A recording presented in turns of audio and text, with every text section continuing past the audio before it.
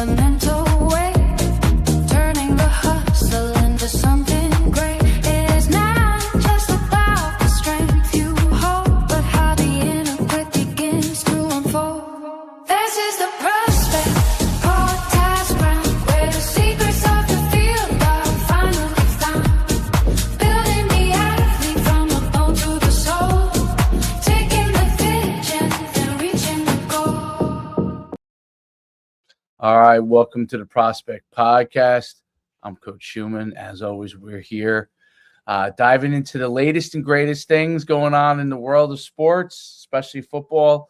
I have Coach Dion with me as always, and we have a great guest today on, especially good timing as everybody's running through their 7-on-7 seasons as that's all going on, and the NFL Combine and all those things going on. So we have a great guest on, Baylin Trujillo, to talk more about that. So it's going to be a great kind of opportunity to talk about quarterback play, to talk about stuff that he's doing with his own children.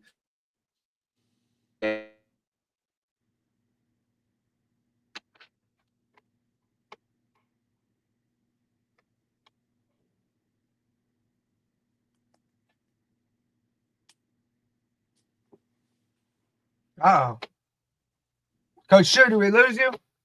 Yeah, here we go. It just went completely mute. So Yeah. Sometimes we go in and out. Sometimes Coach Sue goes in and out. But look, Coach, we're extremely excited to have you on. I know we gave you a little brief of a little bit of an intro, but just kind of tell your journey, give your bio, kind of how you got to where you are today. yeah, man, I've just been truly blessed, man. God's really connected me with so many people across America to really build this brand that I've built since 2015. Started my quarterback training business in January 2015, is immediately right after I graduated college in December of 2014 at Webber International University with a sport business management degree. Before Webber, I played at the University of South Florida. Got recruited out of high school, went to Boone High School and graduated. I transferred to Oak Ridge High School my senior year and graduated in 2010. My head coach was Elijah Williams, who's now the head coach at Jones High School, which is a powerhouse here in the state of Florida. He changed my life. He played running back and corner at the University of Florida, playing the NFL for a while, was under Steve Spurrier. So I learned a lot of, collegiate terminology my senior year, which really helped me. He ran the spread offense. So I had a really good senior year, was recruited by several different universities, ended up verbally committing to Charleston Southern, and then ended up flipping to the University of South Florida after signing day. Peter Voss was the quarterback coach at South Florida. He called me on a random day. It was crazy, but it all worked out. Went there and played there under Skip Holtz. But after checking off the box of playing Division I football, my passion for the game was much greater than the university I was either representing or the big stadiums I was running out of. So decided to transfer to a small school, Webber International, which is a little closer to my home in Orlando. It's a small NAI school. Started immediately when I got there. Had a great career. Went through a little bit of adversity. Tore my ACL in the last play of my retro sophomore spring game. Kind of set me back a little bit, but ended up finishing my senior year as a conference champion, which is the first time that school's ever won a conference championship. Got to throw at a Florida State Pro Day. I was the only quarterback to throw in 2018. They invited me out there, which is really cool. A couple years after I was done playing college.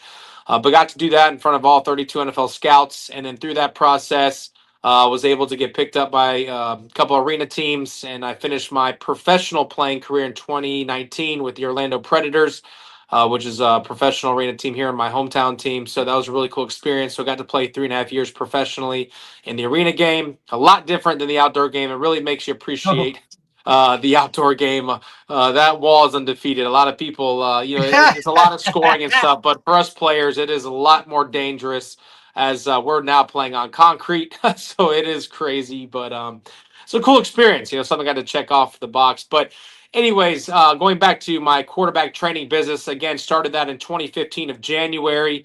Started coaching the Elite 11 for 6 years, was able to do a lot of the regional stuff here in Orlando and Miami, which through that process was able to build a pretty good network of, other quarterback trainers and former NFL quarterbacks across America. And I started my own camp business called Beatrice Advanced QB Camp through that process, and was inviting those guys to come to Orlando, put on big quarterback clinics, as well as me traveling to other places like North Carolina, Texas, and other places like that to put on my quarterback camps with those relationships. So it's been awesome.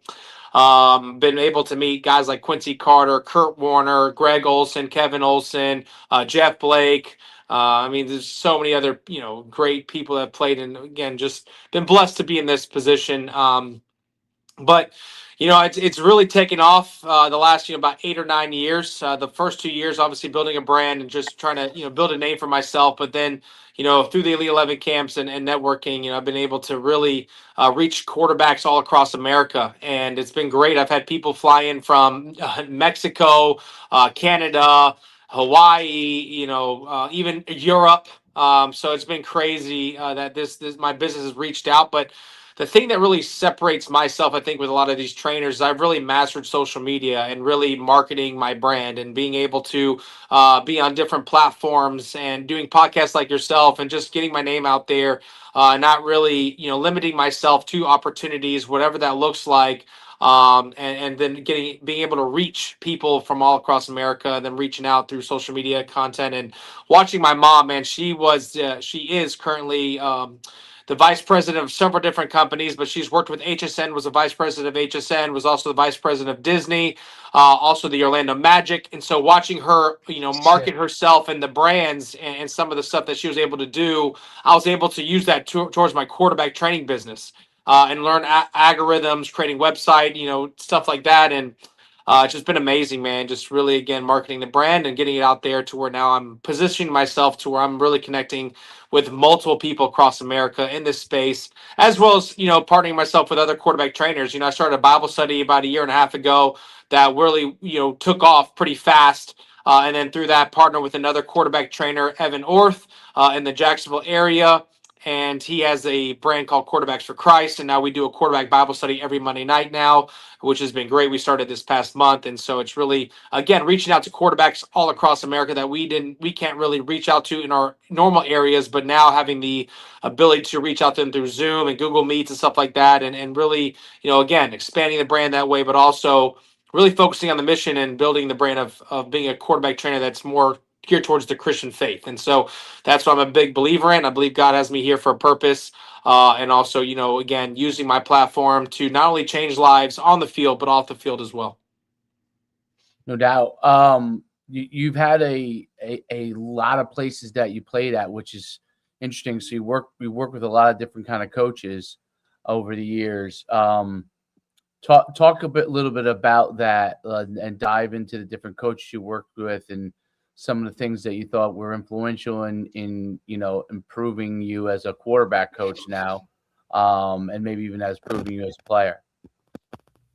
Yeah, again, it's really cool to have guys that come to my camps, that fly in and really work my camps, and being able to, call Kurt Warner at 10:30 at night when we're on two different time zones, or Quincy Carter, coming to my house and spending a whole weekend with me, and we're going over just how the game has evolved. And Steven Garcia, who I really started my camp business with back in 2017, getting and picking the brains off multiple people, and then working with guys like Quincy Avery and Elite 11 and Sean McVoy, and even just recently, trying to connect with guys like Will Hewlett and being around Denny Thompson, guys that are in my area, and just kind of watching what they do. Even QB Movement, which I believe is in Canada, they do a really good job learning just stuff that they're doing. I think it's really cool, man. Just, again, connecting and networking and trying to build your own content, as well as trying to bounce ideas off these guys and trying to mold the new way of quarterback play is, just how it's different than when I was playing back in the day when, the stereotype is more 6'4" robotic. Now it's, you're more mobile guys that could be 6 foot, 6'1". That's more,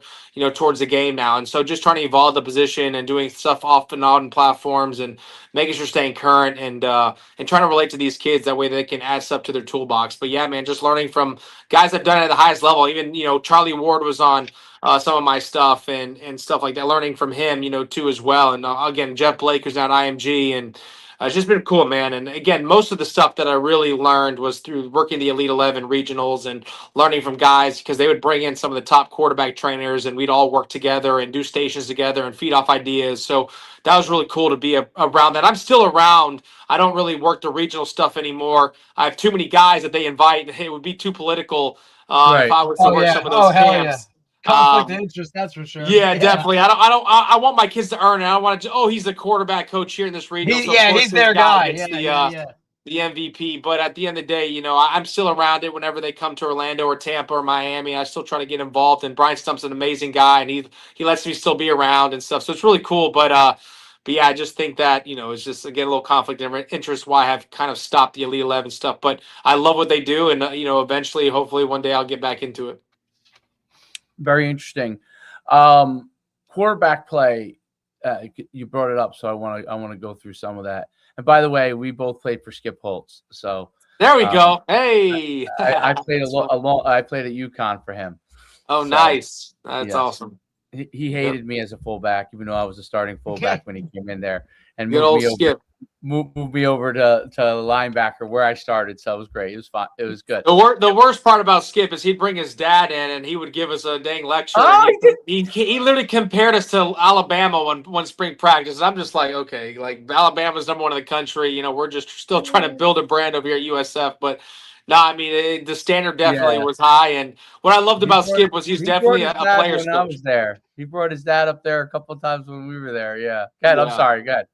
No, it's just funny how he compares us to the best teams in America, no matter where Skip's playing or coaching at. But he eventually did some pretty big things in the next level after he left USF. That's for sure.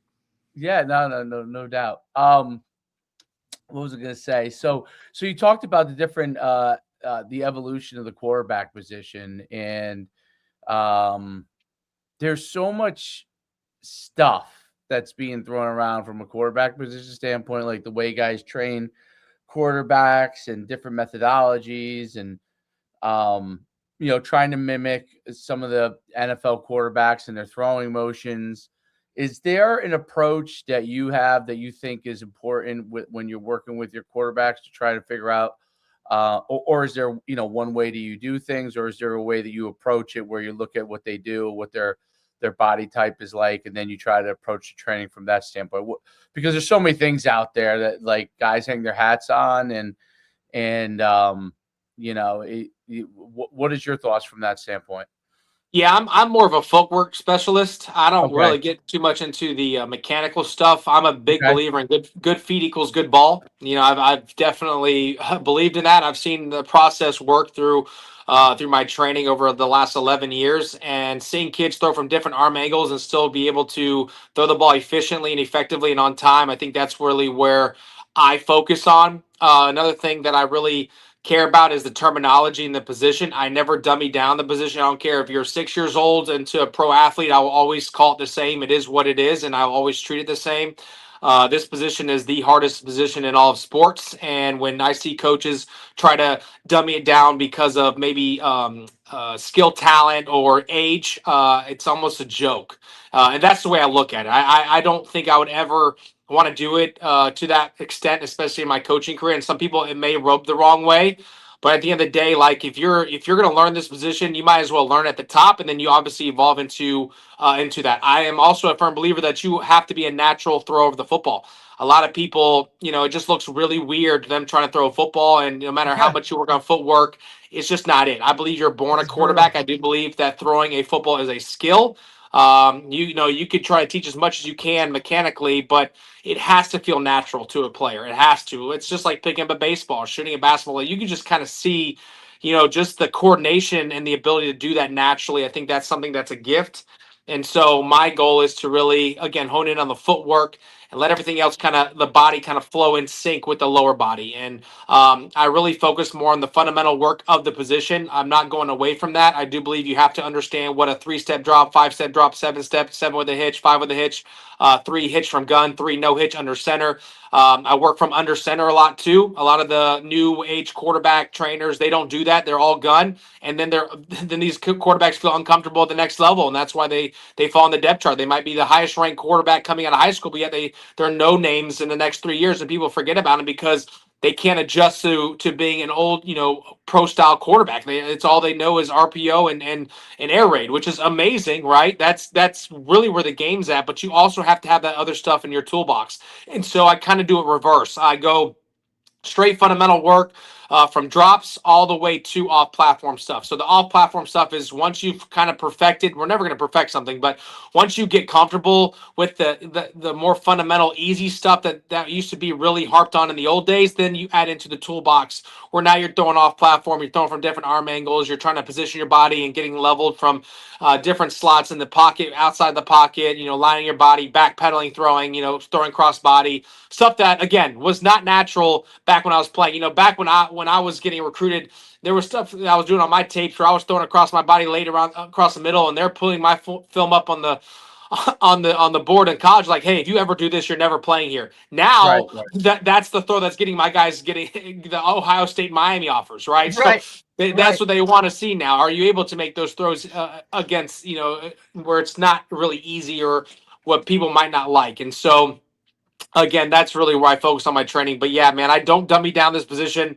I don't care what you are and where you are status wise or age wise, you will get the same terminology.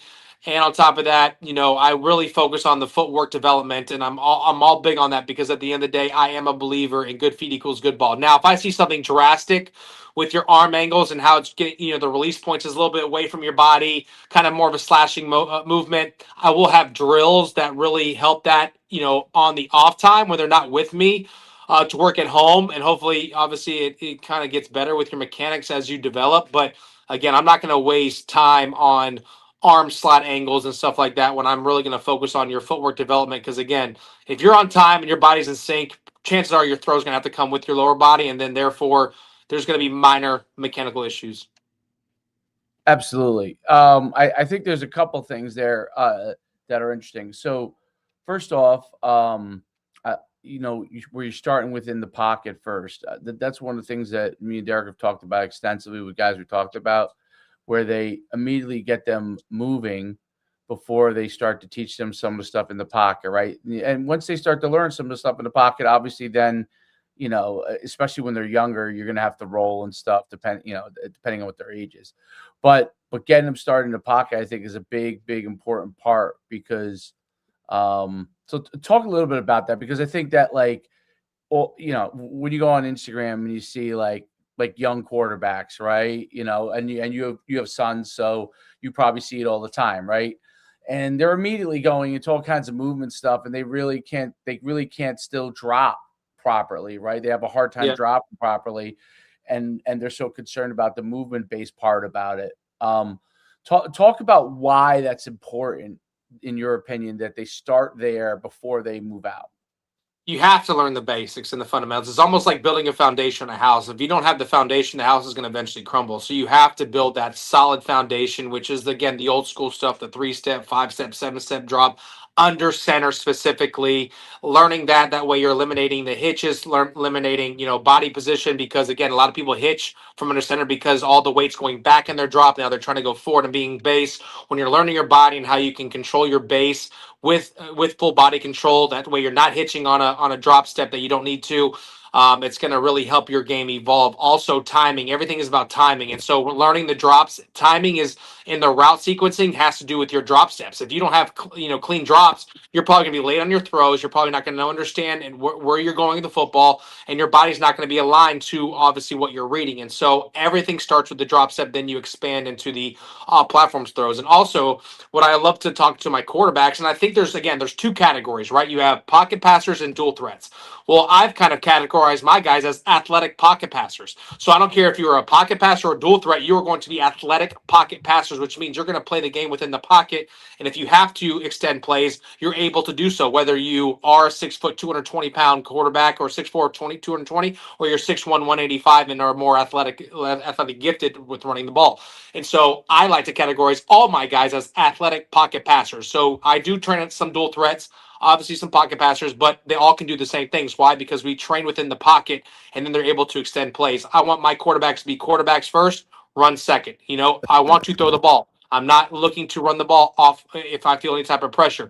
Also, when you think about a hurricane, where's the calmest part of a hurricane? In the eye of the storm. Where's the eye of the storm? Right. The pocket. So if quarterbacks can understand in their mind and be confident that, hey, I'm most safe when I'm actually standing in the line of fire, that is where you're most comfortable. And if I train my guys to be the most comfortable there, they're going to probably have the most success because now they're not looking to fleet or try to throw things on the run.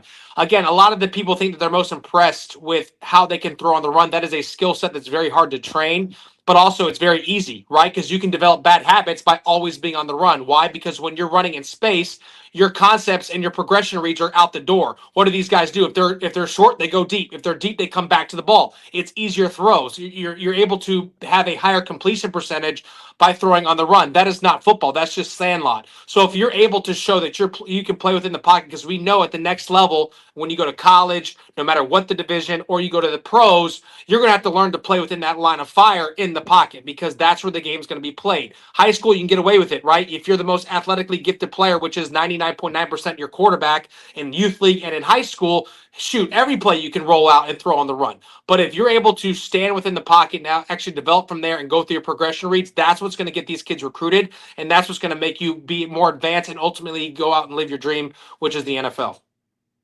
I think it's a great point about staying in the pocket and whatnot. Just in today's game too, where we see NIL and transfer portal, right? Like such a big deal. Health becomes a huge concern.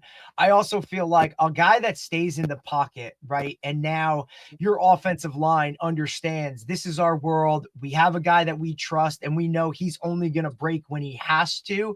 Just adds, I think, a level of continuity and team, right? That's really somewhat almost rare now. Like it kind of gets that group thinking a little different, right? And it also allows your wideouts and those guys that are catching the ball to have a different mentality, knowing, hey, this guy is only going to take off and run if it's the last case scenario where now we can actually get through our progression and we can understand that, hey, if it's not just the first read, he's going to get to the second read. It just gets more guys believing in the concept of what an offense really should be.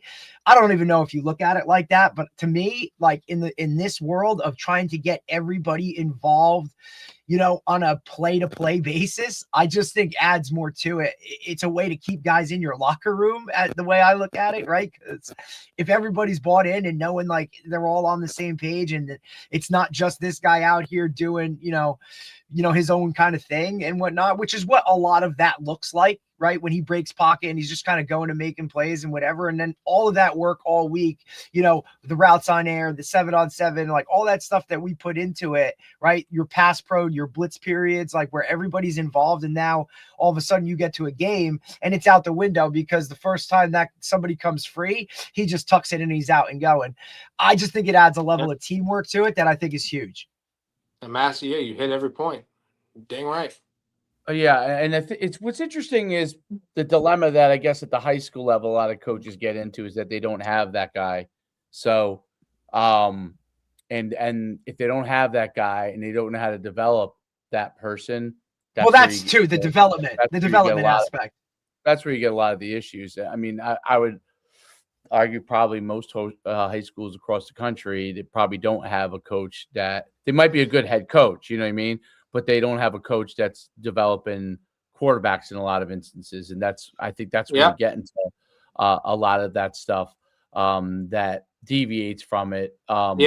Which is where we go out, where we've recently talked about this a ton, where, you have your coaching staff, right? And now you have trainers. Yeah. And for the most part, they're on opposite sides of the fence. Yet we're all just trying to get kids better.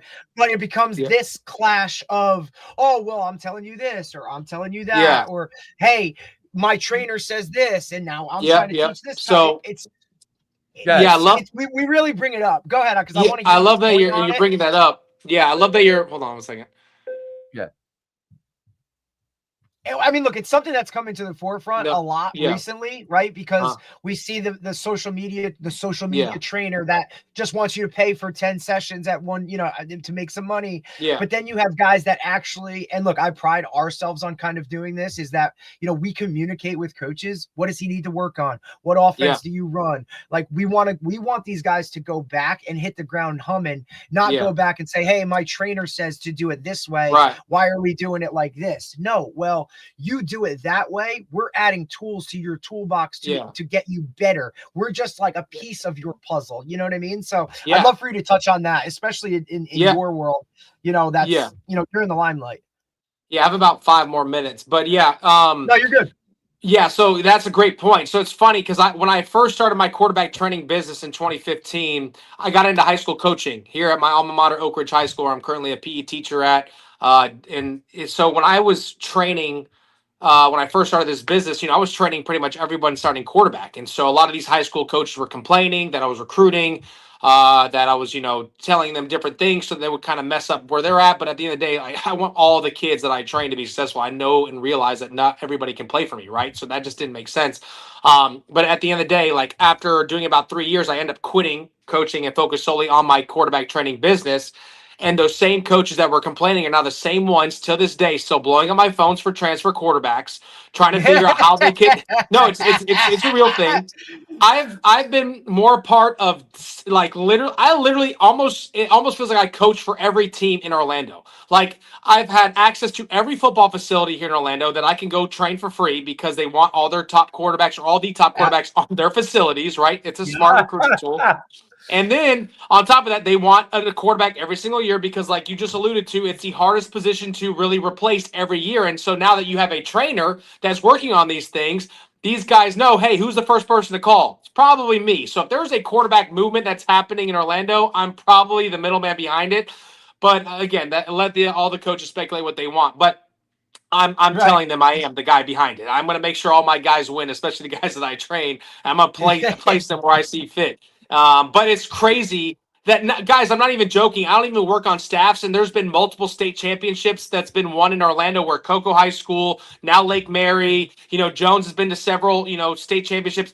They've given me rings. I've literally got rings of players that I train because they know we're working together in one. So a lot of these coaches are now asking me for advice in what they should be doing in indie periods. I even sometimes go to some of these high schools during the week and do indie periods where now I don't feel like I'm conformed to just one school. I work everywhere. And I think that's really an advantage that the city of Orlando has taken advantage of, where it could have been more of an ego thing. Like, I'm not going to listen to this guy because he's a trainer, like you said, has all these stereotypes of maybe just wants our money or these taking advantage of these players or whatever. But now they've really bought into where like they start to see the process and how I've developed these players to where now I feel like I work for every single high school coach because now they're the ones calling me and saying, hey, I need a quarterback, and this is like what I'm looking for. And so it's pretty funny how I've been involved in a lot of these programs, which is great for me because, again, it's just more access to everybody and learning and growing and developing together and still building this quarterback platform and this business. But at the same time, now I feel like I'm able to really be involved with these high schools to where I'm even collecting state championship rings, which there's going to be a ring ceremony in the next 2 weeks because Noah Grubbs just won a state title at Lake Mary, who I've been developing since he was in 7th grade. So like it's pretty cool how that's also worked. But I think that the smartest coaches would be the ones that are now partnering and trying to work aligned with these trainers locally than trying to cause a divide and restrict these quarterbacks. Because let's be honest, a lot of these quarterback coaches in high schools don't even know the position themselves. They're just trying to put something on their resume and they've never even played the position. They just want to be a coordinator. And so they just have the quarterback coach title. But if they just get together with these trainers that have expertise or have obviously experience in playing and developing in this position, I think the smartest thing high school coaches can do is partner with these guys like myself and work together on these things. And then that way you start to see the successful quarterback play and ultimately getting these guys recruited. Because let's be honest, these high school coaches are worried about 110 kids on a roster, not just one. And so guys like myself, I focus on my quarterback. So my job is to market them in social media and promote them and blast them and do everything I can that when you log log into Twitter or Instagram, my quarterback is the first person you see, and so I've really mastered that in my opinion. And so I think that's why my guys are on big platforms, because I've literally showered the social media content with guys that I train, marketing, putting out offers, setting private workouts with these coaches. Like it's out there. And so these high school coaches love that, because now there's no more pressure on them trying to help recruit the quarterback. These Right. coaches are coming to me. And so Right. I'm Well, able if to you think market about all it, the guys. right. And, Yeah. and it also takes another thing off of their head coaching plate, knowing, hey, Correct. this guy's going to do what he needs to be done. It's going to make mom and dad happy. It's going to make the player Yep. happy, because look, they're getting that individualized type of attention that now, as a head coach, like you said, I'm worried about 110 other guys. Hey, Yep. I know my quarterbacks are safe because, they work with Coach T or whatnot. And I think that's Yep. something that's huge. We've discussed it a ton, especially with the rise of the social media trainer, right? The guy that they just go Yeah. to because he's got a million likes or clicks and whatnot. I also think that the area that you work in is a hotbed, right? So it helps a ton that you can go to any facility outside and go. Coach, look, I know you got to go, because you're in the middle of a class schedule and whatnot, but we appreciate you taking a little bit of time to hop on and have some conversations with us about it. We'd love to get you on again to kind of go about some other things and have some questions that I know Coach Shu probably wanted to pick your brain about, but we understand the schedule and whatnot. But we appreciate you taking the time, man.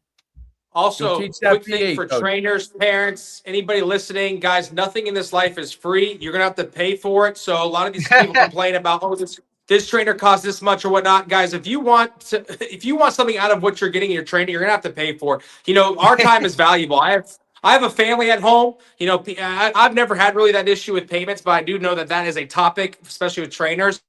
At the end of the day, do your research, parents. Do your research, kids. Don't just go with anybody just because of this or that or what. Go check out for yourselves, but you have to not be foolish. You get what you put in. So if you're out there thinking that everything in life is free and this is going to be handed to you, ain't going to happen. Invest in your kids. Invest in a coach. Invest in a trainer that's willing to put their work and their time and their efforts into your kids. Because at the end of the day, I have a family at home that I have to take care of. And like you mentioned, I have 2 boys. My 3-year-old, I'm hard on him. He's already throwing better than a lot of the kids that I train at 5, 6, 7 years old. Why? Because I'm hard on him. I'm staying on him. Find a coach that's doing the exact same thing, not just your trainer, but also your mentor, someone that you trust with your kids, a recruiter that's going to help promote your kids, and also someone that's going to be something to look up to, like a figure that's going to do the right thing, right? A Christian man. Do your research about these guys, because a lot of these coaches out there are trying to take your money. So it's very important that you understand who you're working with, but you have to invest in order to get where you want to go. And that's something I want to leave for all the parents and the athletes that are listening.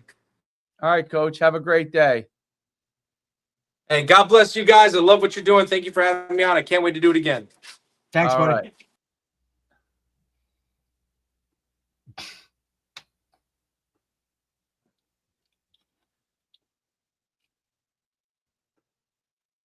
Let me see. Let me fix this here. Okay, there we are. Good. Thoughts? I thought it was awesome. I thought he was spot on with how he came about it and all of his, his views on things. I think, especially for the area that he's in down in Orlando, where we know Florida kind of is, you know what I mean? Like, it's tough. You know what I'm saying? Like, so he's got to fight for it. I get it. I just think it's, and I get it. And I love, I don't know. I just think it's that, look, there's a reason he's on one of these top 25 lists as trainers, because you can see how passionate he is about the position itself, how charismatic he is. And look, I'm sure there's a lot of guys, for every guy that likes him, I'm sure there's 5 that don't, you know what I mean? Because he's brass and because he comes across like that. He trains the position and believes in certain things that he, is going to stand on those and move forward. If nothing else, I give him kudos for that, right? Like, hey, here's what I think about the position. Here's how I'm going to coach it. Here's the expectation. Here's the standard.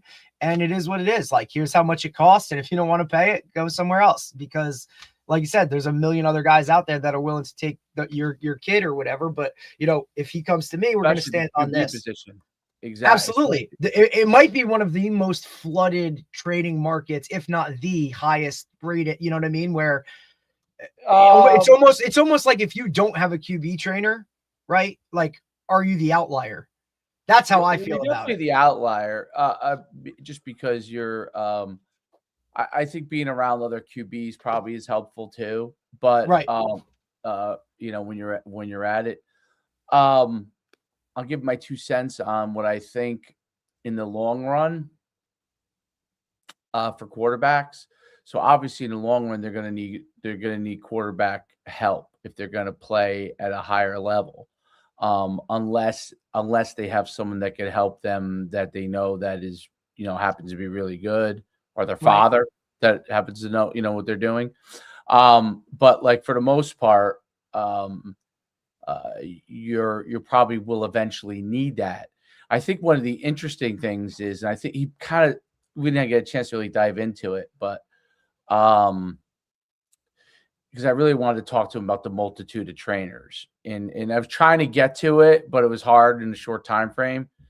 I wanted to get to I wish I knew he was at school. Beyond the footwork, beyond what is that good quarterback coaches are teaching, and what are guys that are not good quarterbacks teaching, right? Like what makes this guy over here good, and what makes this guy over here not as good?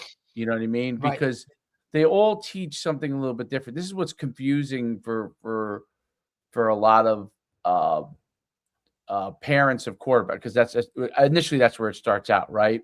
You bring, and I just know from my own experience, and listen, Florida's totally different. There's 5,000. You can get one on any corner, so it's totally different than here, right? Like where it's much more difficult to find guys, and the guys that are quarterback coaches probably are pretty busy, right? So if you deciphering through it all is really, really interesting, because I find that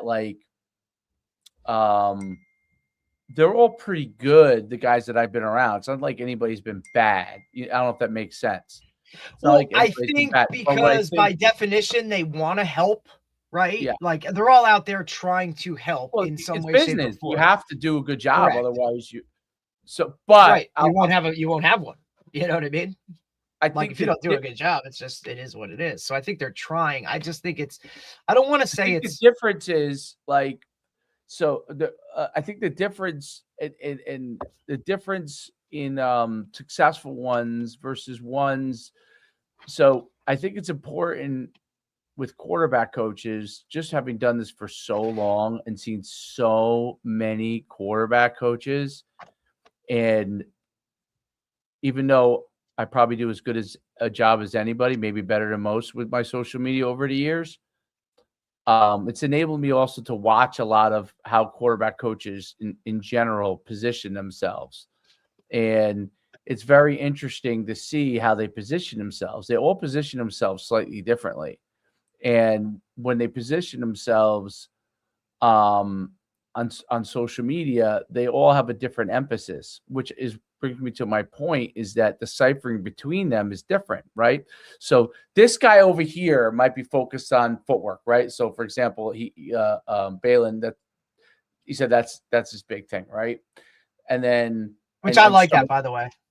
Absolutely. It's starting from because especially at the younger ages, right? And like you said, the less skilled throwers, if you have great footwork, right, or above average footwork, you can get away with it, right? Maybe you can get away with it is the wrong way to put it, right? But you can have more success when your footwork is right. You don't have to have a cannon for an arm. You know what I mean? Like when your footwork is on point. So and the fact that, look, he said he could be back on in 5 minutes, so you can ask him your question because he's got some extra time. Yeah. Oh, awesome. We got him back. All right, yeah. So, awesome. But I think that's important. You know what I mean? I think that's one of those things. Oh, coach. Hey, great. You got a couple minutes with you? What's up? Yeah, man. It was an easy transition. So these kids are just in the gym. So I was able to step away a little bit. I know that I was watching your stream still when I left, and I noticed you had a couple more questions. So I'd love to answer some of those. Yeah. So I was just saying, so I have a son that's a quarterback. So, and he's 10 years old. One of the things that I know is, at least where I am, and I ran, NUC showcases for 15 years, 20,000 kids a year, every quarterback coach in the planet, you name it. And worked with a lot too as well at our camps. So yeah, I was gonna say a couple high name guys, that have kind of gone Jeff through and whatnot. I mean, almost every guy has worked in the old days that worked through through my camps at some point or another. But one of the interesting things is every quarterback is a different emphasis. So like you talked about footwork and you talked about playing in the pocket. Another guy might have I don't know, XYZ as an emphasis. Another guy might have this as an emphasis. I was saying for parents, it can be very difficult, right? So we talked about coaches, but for parents, it can be really difficult. Like, you know, I bring my kid, let's say, to you, right? And you work with him and he has a great experience.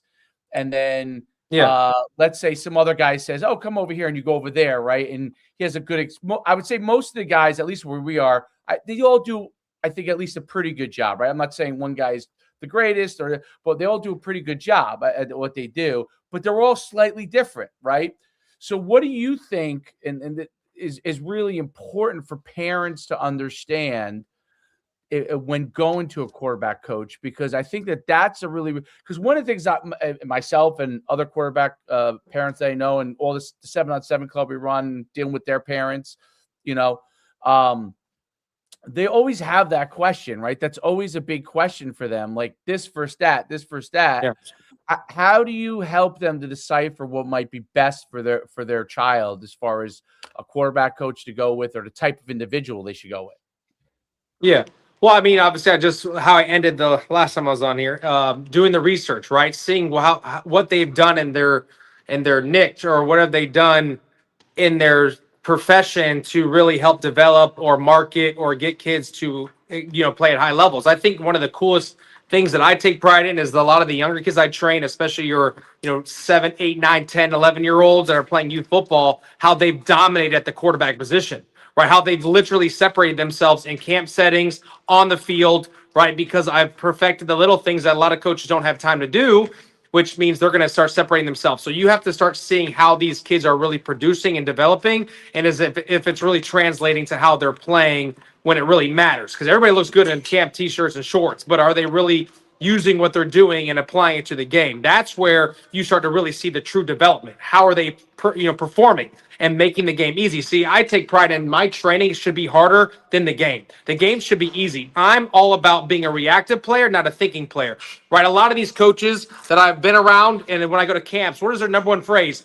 Muscle memory, muscle memory, muscle memory.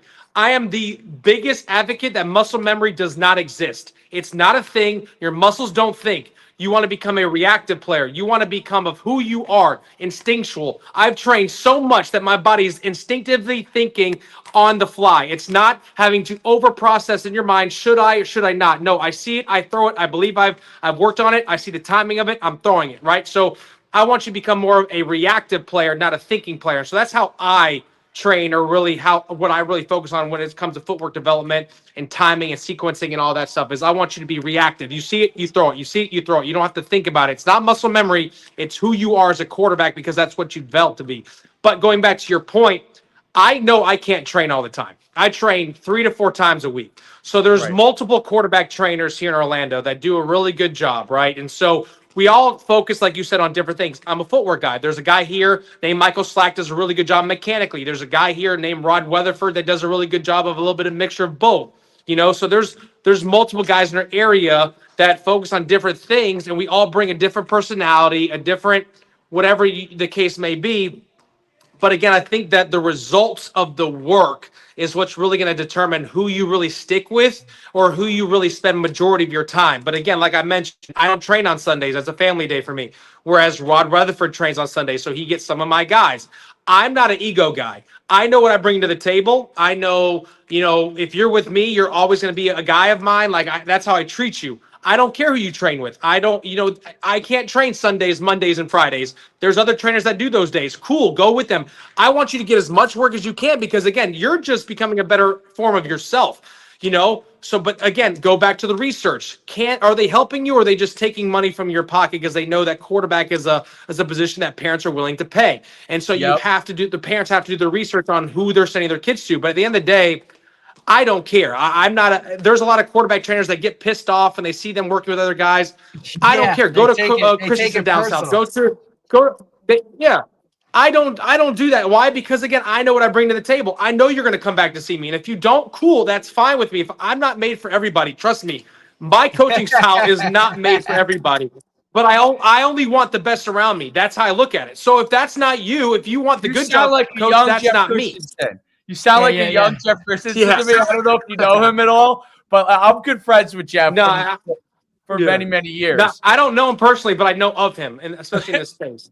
He's like a So, he's but that's what I believe. Like I am not the good job coach. A lot of parents, honestly, a lot of parents pay for the coach to say great throw. Right. I don't do that.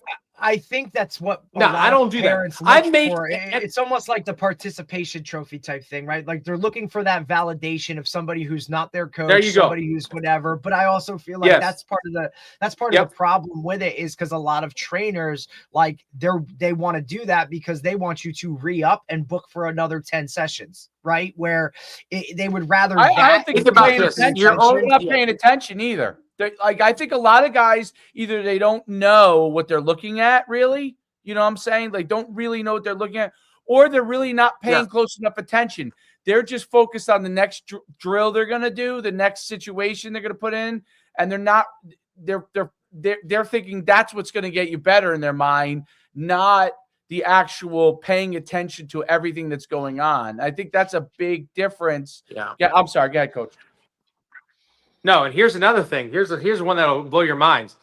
The first thing that I look for when I go to a camp, or I'm working at camp, or I'm training, is what type of football are they using? A lot of these coaches allow kids, even when they're younger, to use composite footballs. There is no game other than the arena game that you're even allowed to use a composite football. So the fact that you're able to allow your kid to bring a Walmart composite football that looks like a GST, but has the feeling of a football that you would play in the pool, that's what really upsets me, because now you're not investing in quality stuff. Flag balls. We've actually had to make it. So we've had to I have seen kids in the rules that you have to use these certain footballs for games and whatnot, because we've had it's incredible. Guys will throw a flag ball before we really picked up on it. They'll throw a flag ball, win a championship. The kid can't throw a regular ball, you know.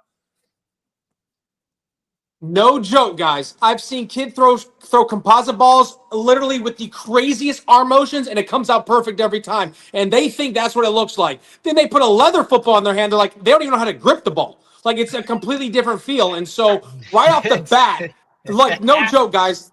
No joke.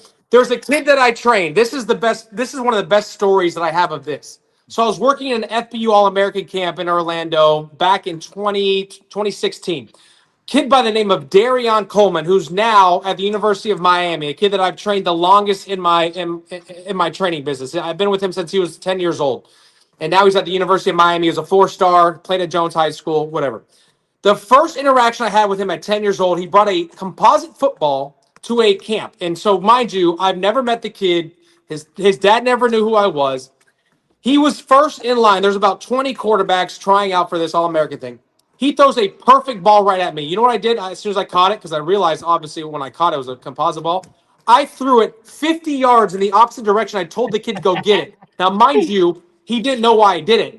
He threw a perfect pass, no joke, and I launched it. He ran, got it, literally skipped everybody, did the exact same drill, and threw it even harder at me, and even threw an even better ball. And in that moment, I knew I got him. But again, he didn't understand the reason why. So after the camp was over, his dad walked up to me and was like, dude, I've never seen a coach check my son like that. What was the reason? Because from my vantage point, it looked good. I said, look, you're teaching this kid that throwing a composite football is okay. It's not okay. He goes, man, I like you. He's like, you're treating my son a little different, kind of like how I would treat my son, except a lot of these coaches are afraid to say something to my kid because they think he's just good. I was like, no, that's not who I am. So then from that point on, we became clicked at the hip.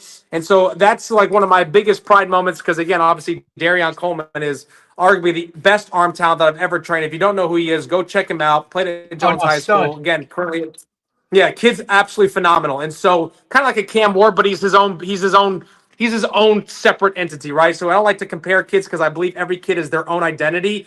But if you had to kind of mimic his game, he's kind of like a Cam Ward, very, calm in the pocket, completely confident player, can make any throw. But that was one of my coolest experience with a composite ball, with that place. But again, that's like the first thing I look for is do these quarterbacks even know what to throw in a camp? And so that's number one. But again, at the end of the day, when it comes to this training stuff, I know what I bring to the table. There's other coaches that do good jobs. I'm not going to sit there and say, you can't train with this guy, you can't train with that guy, because they're my competitors, right? I honestly the way that quarterback trainers should look at themselves is nobody's your competitor. You're your own entity. You're your own person. If you want these kids to come back, you have to prove to them and the parents on why these kids should come back. And at the end of the day, it's all about results. Do you have results? Are your kids playing at a high level? And are they doing it consistent to where now they're having fun playing the game instead of overthinking because you're coaching too much, or you don't even know what you're telling your kids to work on or do because you don't even know the position yourself. You're just doing it because you know you're going to get $100 an hour. So that's where I'm at with that when it comes to that whole training, a question. But yeah, I want all my guys to obviously add to the toolbox because we all bring something different to the table, but make sure it's the right information. What should make them run from the trainer? When they're not getting results. When you're, well, I'll tell you this. I keep it fundamental work and I build on it. So when your coach is telling you it's okay to do a 3-step drop and a hitch under center, literally run as far as you can from that person because that is the worst advice you can ever get. I'm serious. Horrendous. Yeah. So no, it's the worst. And so basically a lot of the kids that I train, they can check these trainers. Hey, what do they know? Right? Because they're learning it from me at a young age. So as long as they keep building on that, they can go to these trainers and say, hey, what are your thoughts on this? Kind of in an indirect way of asking questions to figure out if this coach knows what he's talking about or he's not. If you don't even know progression reads, if you don't know that the difference between a 3 technique, 1 technique, the outside backer, corner alignments, if you can't even teach the basics of what you're supposed to read as a quarterback, there's no way you can teach the position on timing, footwork development, and throwing. So you can literally kill a trainer based off some similar questions or simple questions that can really either deteriorate their credibility or really show, hey, this guy knows what he's talking about. That makes a ton of sense. What about with coaches obviously in high school have in college too, all different ways of calling things, right? Terminology wise, what are things that you try to focus on core wise with them so it applies to matter, because guys run many different types of systems, right? What are some of the important things that you want to make sure that they understand? So no matter what system they go in, no matter what call system it is, they're going to be okay. Just understand concepts are the same. Whether you are, you're a young youth or you're in college or the NFL, all the concepts are really the same. It's just different terminology. So understanding your footwork and the development on progression reads and what you're seeing based off the routes, it doesn't matter what they can call it. It's going to be the exact same. Curl flat's going to be the same as gator or hurricane or whatever you call that in the next level. It's going to be the exact same concept. So understanding who you're reading on those things, I think that's very important. But going back to what you guys mentioned earlier in my first session was, hey, getting together with these high school coaches and learning off each other. It's literally the exact same thing with colleges, right? So these colleges are reaching out to me saying, hey, this is what we're teaching our kids, or even like guys like Noah, Darion, guys that have already been to college for the last, 3-4 months, when they come back for spring break. Hey, we're going to learn this and try to dummy it down so that you understand it. But we're all learning the same thing because these coaches are trusting me and telling me, hey, this is what needs to work on. This is the terminology. This is how we call it. So that way it's the same. Nothing changes. The fundamentals of the quarterback doesn't change. The position does not change. It's just the terminology changes. So understanding that and knowing, hey, it's still the same thing. They just call it something different and really programming your mind. Okay, I just have to learn the terminology, which is like the first thing that they do when they get there. Then everything else becomes easy. So just not trying to overcomplicate the position and the terminology. And again, the thing that I tell all the kids at my camps and my trainings is, guys, football is easy. 7-year-olds and 6-year-olds are now playing this game. The game doesn't change, just you do, right? So we complicate this game thinking it's so much harder than what it is, but it's not. It's the exact same thing in the exact same sport that you have literally been learned or taught at 5, 6, 7 years old when you put on pads for the first time. Nothing changes but you. So make sure you stay on top of your training, stay on top of your development, but understand it's still a child's game. We complicate it. It's still a child's game, whether you go to college, whether you go to the NFL, you go to any type of level, Europe, UFL, Canada, doesn't matter. Football is football. Yeah, the rules may change. Yeah, the field difference may change, but football is still football and children play it. So let's not complicate the game. We just need to focus on our craft. That way we can enjoy the game and not think about it while we're playing. Phenomenal stuff. You have more time or are you Yeah, Are I'm you? good. Oh yeah, I'm rolling Oh, now, you're good. man. So Okay, you're let's. good. You got more questions? Okay. Yeah, yeah. So I We want to hope dive so. a little, I want to dive into when you see progression from like youth quarterbacks to middle school to high school, right? And then obviously to college. But what are the things that they have to do to take the next step as they go into each level? Like, what are the important things as they go through those different levels that they've got to be able to do well in order to succeed at each level as they're moving up? I think taking care of the body is number one. I think that a lot of these quarterbacks don't take care of their bodies enough, and I'm talking about like strength conditioning and even speed work. I think that's as they get older, we kind of push that on them now. So now you're learning how to use your body to generate power, but now we're going to work those muscles to generate even more power. So even the little things in the weight room, as far as band work, as far as just stretching, different type of muscle groups in your shoulders and your chest, right? Or even doing more squat work, deadlifts, power clean, stuff like that, where you're not able to do that when you're younger, right? We don't want to stunt growth. We don't want to really hurt the body that way, maybe doing bad form. But now as you go into your middle school, then eventually high school, is really working on the little muscles within the body and taking care of that so that you're able to perform at higher levels. I think that's very important, especially now speed development. A lot of my elite guys, I sent them to a guy named Tony Ponton here. He works with a bunch of NFL athletes, getting them ready for combine training and stuff. So these kids are learning it now at 9th, 10th, 11th grade to understand what that process looks like. That way it's not unfamiliar when that actually matters when they're 22, 23, 24 years old, hopefully given that opportunity. And so learning that now and building that regimen into your body and trying to focus more on that and outside of the training that you already kind of mastered, right? If you've been starting with me since you were 6, 7 years old, by the time you're in high school, when you're 15, 16, 17, that's 10 years of development. You understand that. So now it's just becoming more fine tuning than anything. Now you're trying to build your body to a different level where that's the weight room stuff, the explosive movements, the fast twitch, right? The stuff like that's outside of the field, but more now in the weight room and at what you're doing at home. That's now the next level of elite training because again, you're going to still get the fundamental work. You're still going to get the off-platform stuff. You're still going to get the stuff that you're already comfortable with on the field with my training. Now we're going to take you to another level and put you in the weight room and really work on your fast twitch fibers, your explosive movements, your hang cleans, your plyo box jumps, your band work, stuff like that. That's going to help the muscles around you to be even more explosive when you're playing the position. And then on top of that, you always got to be mentally sharp.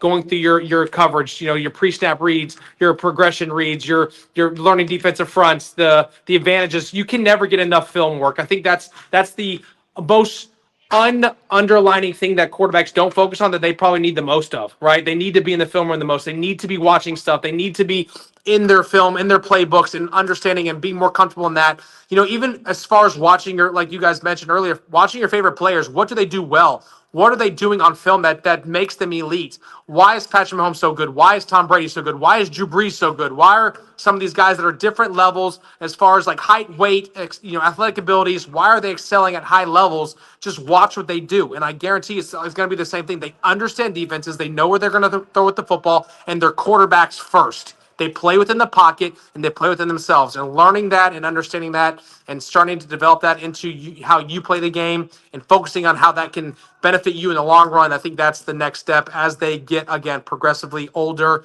and more mature in their bodies and able to now take it to that next level in the weight room. Because, again, I don't really promote that when they're, youth, elementary, even some middle school. Their body's still growing, making sure they get their 10 hours of sleep or try to do 8 to 10 hours of sleep. Stuff like that. Just the little things that I'm reminding. But again, I think the weight room piece, the explosive movement pieces are more developed right when you get into high school, right before you get to high school, and then always staying in the film room. You could do that as young as when you start in 7th, 8th. There's youth programs that film their stuff on Huddle now. I mean, it's crazy. But just watching how you play the position over and over and over again and how you can really work on some of the little details in your position that's going to help you get better. And I think that's where you take your stuff to the next level. That's a great point. I think that those things really enable them to progress all the way through. Is there you talked a little bit about like from a strength level, the areas and speed and all that kind of stuff, and we talked a little bit about how the quarterbacks are especially what I see now that are successful in the NFL. pro style quarterbacks that could take off if they need to, not the other way around. Correct. Because what Yeah. happened, like even the greatest freak of all time at quarterback, maybe Lamar Jackson, ends up getting a ceiling because he's Correct. relied on his running for so long, and he ends up getting a ceiling. And once he hits that ceiling, the problem is there's nowhere for him to go. I mean, it's very hard to go the other way, right? Lamar, and he's as good of an athlete as you maybe ever going to get there. You're not going to get many athletes like him, right? So it's very hard to go the other way.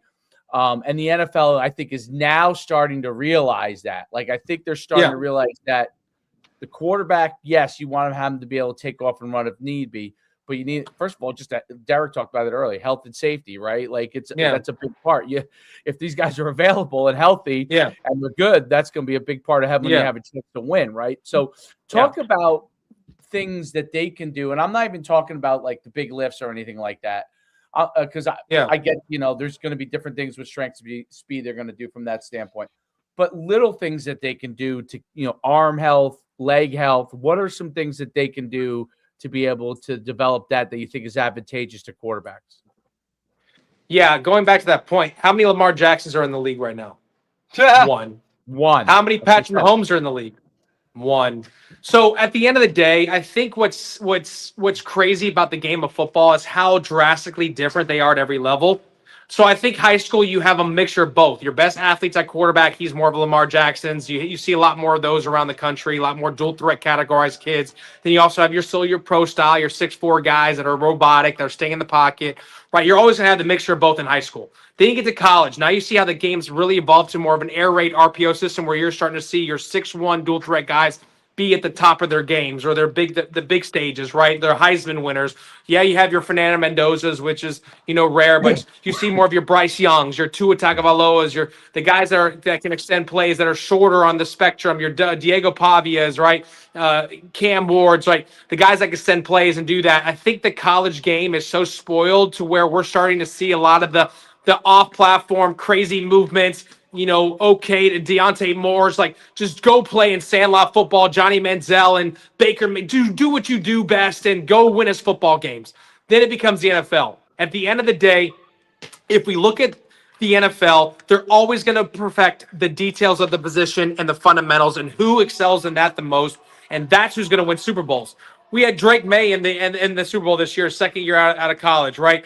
He's a pro style guy. He's not the most athletic guy, but he's a pocket passer. Look who just won the Super Bowl, Sam Darnold, pocket passer. Look at the last decade. I would challenge anybody to look at the last decade or 2 decades and tell me, has a dual threat quarterback won it or a pocket passer that's fundamentally sound have won it? And you're probably going to go towards the fundamentally sound pocket pass quarterback. Why? Because that's the game at the professional level. The game is way too fast for people like Johnny Manziel to be running around, creating plays, and doing stuff like that. Lamar Jackson's, right, to where you get to a point where you hit the ceiling, and that's it. It's done.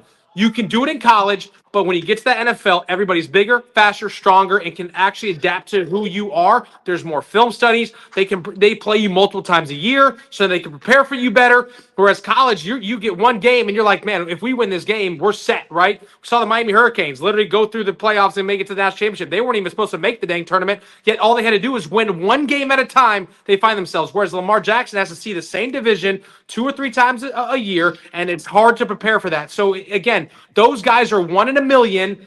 But I've also challenged a guy. I love Lamar Jackson. I think he's one of the best quarterbacks in the NFL productive-wise. But I actually have a bet right now, an outstanding bet when he got drafted in the Super Bowl, $1,000 that he would never win a Super Bowl. And it's still going to – and I think it's never going to happen. I really don't, because of just the style of play that he presents himself, that he just plays with. You have to know the fundamentals of the game within the pocket. Then you extend it. That's why I told you guys in my first session, I categorize all the guys I train as what? Athletic pocket passers. Even Darion Coleman was considered a dual threat. He will tell you, if he was on this interview right now, I want to play within the pocket. I'm not a dual threat. I'm a quarterback that can pass, that has the ability to run if I need to.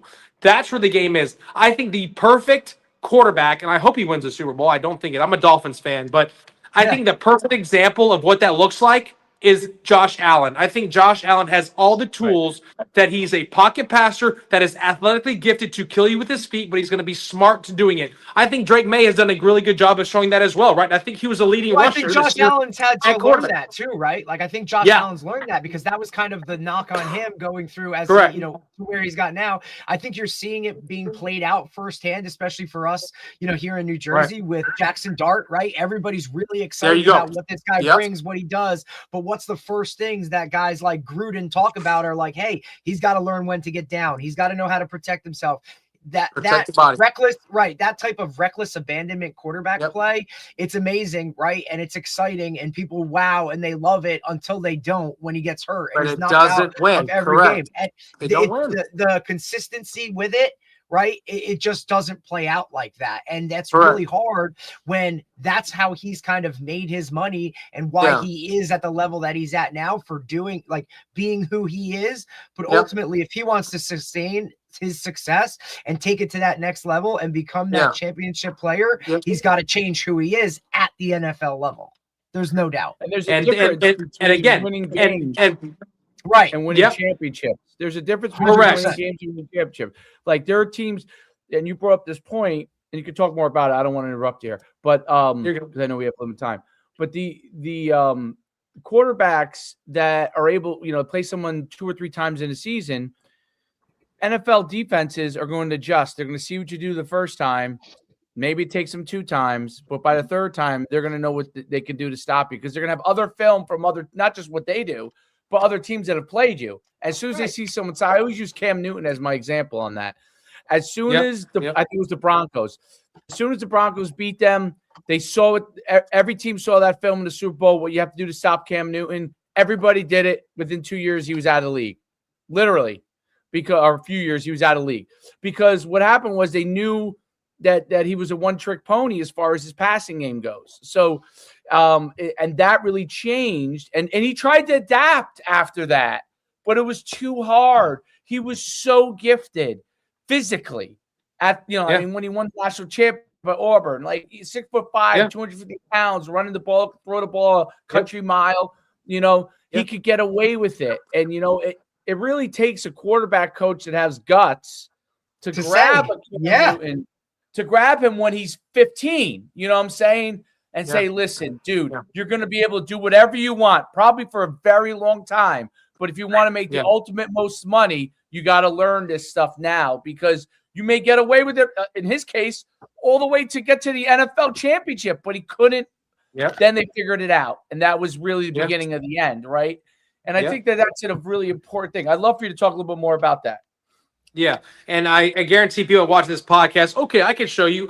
Patrick Mahomes dual threat. No, he's not. He's a pocket athletic passer. Oh, well, okay, what about Jalen Hurts? Nope, he's a pocket passer that's athletic. I'm telling you, look at the last decade or 2 decades. There has not been a single dual threat quarterback to win a Super Bowl. It's not going to happen.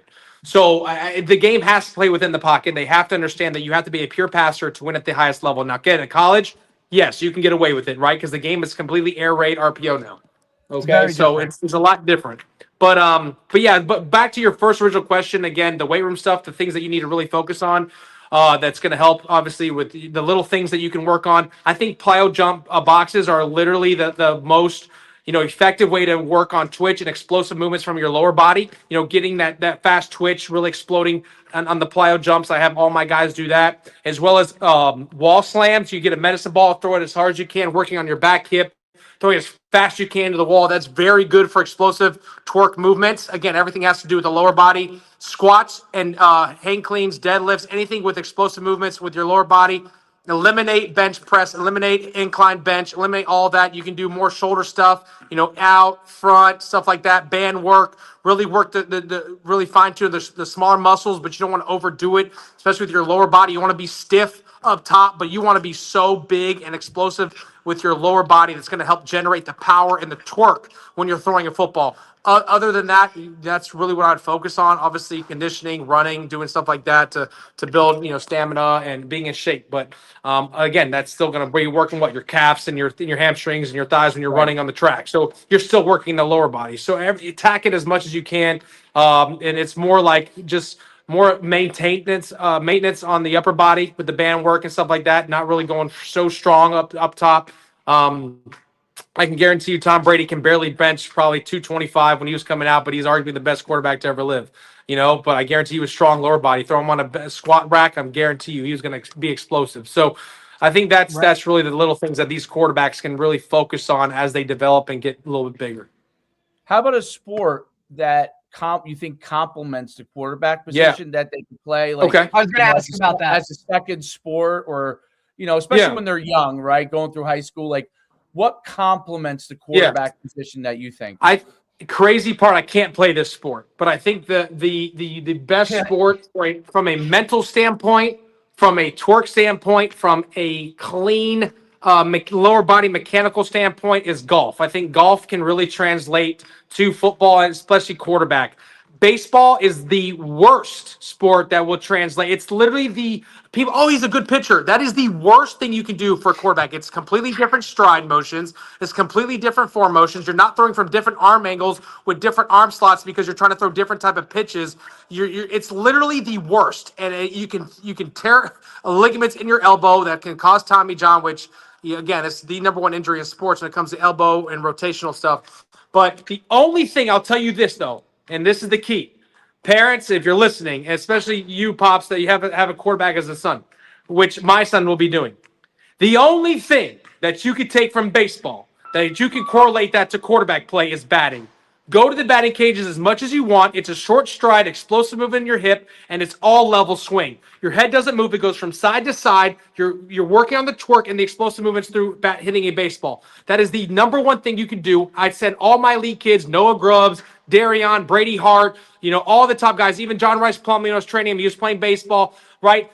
Go to the batting cages 2 to 3 times a week. It's going to change your game. I'm telling you, not because you want to play baseball, because you're learning the torque movement. You're learning the explosive movement, the little step in front of you. That's not the big stride when you're throwing. Short, compact, head doesn't move, and go right through your hip rotational stuff. That is awesome for quarterback development. So go to the batting cages as much as you can. Other than that, stay away from pitching. And, I mean, you can play other positions. Baseball, I'm not telling you to quit baseball. Now, I made Noah do it and Brady Hart. They both quit going into high school. They focused solely on quarterback. But I'm not telling you that to scare parents or, he's tough. No, I don't do that. I'm just telling you what works, right? Right. If you really want to be great at quarterback, you're going to have to spend like 99.9% of your time developing at this position, or there's going to be other kids that are doing that's going to excel more than your kids, right? So I would say focus more on that. But I think the sport mentally, especially golf, you have to be mentally sharp there, which quarterback play is all mental. And then obviously I would say your swing, your developmental, and how you go through your lower body. Also, there's another one, boxing. You could box as much as you want. The back hip rotation, going through your punches, spar as much as you want. Go and get a boxing trainer. One of the coolest things that I've gotten to witness, I trained Davy Belfort, whose dad is Vitor Belfort, who's an MMA legend, superstar. I've gotten to watch him do boxing workouts, and then we go straight to the field and do some of those same type of movements with their lower body mechanics and how they're working the back hip through, stuff like that. I think that's very important. So boxing is another good one for the conditioning as well, obviously working on your body, and then the torque movements, and then golf. I think more mental than anything, but then obviously with your swing and your development with the short stride, very short and compact, just like how you should be when you're throwing a football. Coming from a true Floridian where you could golf like 365 days a year, man. Like, shit. Listen, we could get to an indoor driving range up here, but we got to get through, 24 inches of snow for 3 months of the year to do it. But look, it's awesome. And top golf, guys. Drive range, top golf. No doubt. It's kind of wild that you talk, because we talk to tons of strength and conditioning guys on here and in the college realm. And a lot of those guys, we ask them kind of who they cover or who do they work out, within the school themselves. And a lot of them say golf, right? Like I have the golf team that comes in at 5 a.m. and they're working out. Just putting all of that together and hearing that from like a college strength coach that, golf teams have strength coaches, you know what I mean, as well. Yeah. Just putting it all together, right, really, for our viewers kind of wraps their, it's hard for them to wrap their head around like, wait, golf needs to work out in that regard too. Absolutely. Because like you said, the movements and the things that, help them in that space, right, can also aid you in the football world. And I love the comparison where you're talking about pitching, because that's the first thing everybody wants to talk about. Well, he throws this much heat at this age, and it's like, really? Like, has absolutely nothing to do with the position itself. So I love that, you kind of touched on it. No doubt. What about basketball? Do you think basketball is helpful? Basketball's more. Yeah, I mean, any sport really. Honestly, every sport can really help any sport. Coordination skills, mental, physical conditioning, working out. I mean, you could really take something out of every sport and be a better overall athlete. I mean, that's awesome. I hope that kid, my son's going to be playing 3 or 4 sports year round. It is what it is. That's what I did. My son's going to enjoy basketball, football, baseball. I think those are the 3 sports that my kids, and then boxing, we're going to start, do boxing, not like competitively, but just to do it. Just learning, right? Like just skill-based stuff. Yeah, right? I mean, when I have Vitor Belfort, right in my back corner, my boy's going to go for a whole summer and go get trained by that guy, and then hopefully comes back a different athlete. But basketball's just more cardio, and then obviously coordination skills, eye coordination, able to feel the ball right while you're dribbling, stuff like that, man. Again, you could use that in pretty much any sport, but I think basketball's just more for conditioning, just like soccer would be, lacrosse, right? You just up and down the court all the time, always moving, staying, obviously in shape. I think that's a big thing too. So again, you can really take something from every sport really to be a better overall athlete. Awesome stuff, man. I can't thank you enough for coming on. Really, really just fantastic stuff, fantastic insight. I love how forward you are. I think that's really important, especially the parents you're going to deal with, obviously, too, right? So, I mean, quarterback parents and golf parents, probably the same. So, like they have expectations. And again, I think his area too, right? Like there's I'm sorry, geographics play a role in this, right? Like there's a reason that Florida is always listed as a top football state, a top athlete state in general. You know what I'm saying? Yeah. That's why it is. and to be in one of those hub areas like where you are, and look, we're really close, we're really close with the head coach at American Heritage down in Plantation, who's played Jones in the finals, right? Like, I mean, this is, he talks about it all the time. Yeah, 2 years in a row. There's a cool video of him giving there's a cool video of him giving Darian a hug. I was like, dude, I'm just glad I don't have to play you anymore. Like, Mike, listen, and Mike's a Jersey guy to begin with, right? So like when he went down, he was my first trainer. When he went down there, like that was like, he constantly references that in terms of the athlete that he always gets. And sometimes a double-edged sword because they are so athletic. You look at Malachi Toney, who literally is probably one of the best receivers in all of college football this year, yet his senior, like his, the last high school year that he played, he quarterbacked that team for the 5 games in the championship, right? And just that. Unfortunately, he beat Darian. Yeah, he beat Darian head to head. Yeah.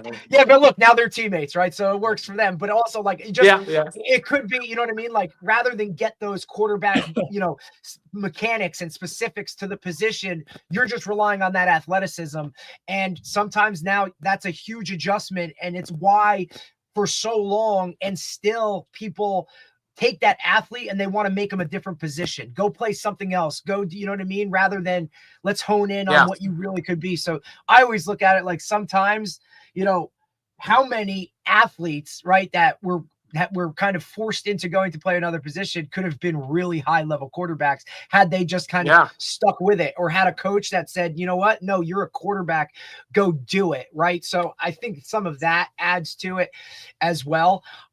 Look, man, it's been absolutely awesome. I really appreciate you taking the time. I'm glad we were able to connect and touch base and whatnot. Look, we always allow guys to kind of plug their business and what they have. So just kind of let our viewers know that if they want to reach out to you or whatnot, where can they find you? Yeah, and again, I want to thank both of you guys for your time, getting to, listen to me. I mean, I'm sure everybody has an opinion about something, but, I value my knowledge and from what I've learned, but a lot of people, may think differently. I mean, that's cool. And we all have our own way of thinking things. So I just appreciate you guys even valuing what I have to say and taking the time to understand me and get to know me a little bit and what I'm doing here. And I know that this all really stemmed from that top 25 list that was just put out, which I didn't even know I was on. I was tagged by a coach at Coco. Really random. Yeah, it's Yeah, really I was like, random, what you is know? this? And then, of course, again, I was like, I'm really humbled, and the fact that people that I don't even know are acknowledging what I'm doing down here is pretty cool. So that was a pretty cool thing. But everybody on that list is awesome. I've met a lot of those people, especially those quarterback trainers on that list. I've also coached in some camps with some of those guys. But there's so many great trainers that weren't even mentioned. So just to be humbled to be even in that position was really cool. But different ways to find me. I have it under my name now. I'm very big on Twitter. I think I spend most of my time on Twitter.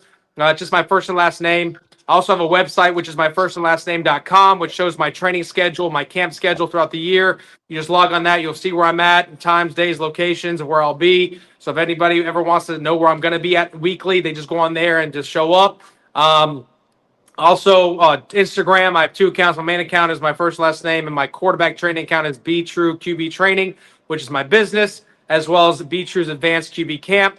Again, you can find both those on Instagram, so I have 3 pages technically. But yeah, those are pretty much where I can find me. I'm not hard to find. You go on social media, type probably my name, which probably nobody has, and you could probably see some of the stuff that I have out there. So, yeah. So again, appreciate you having me on this platform. You guys can reach out to me anytime. I love to be back on this thing, man. Love what you guys are doing, and appreciate again your time and valuing what I have to say.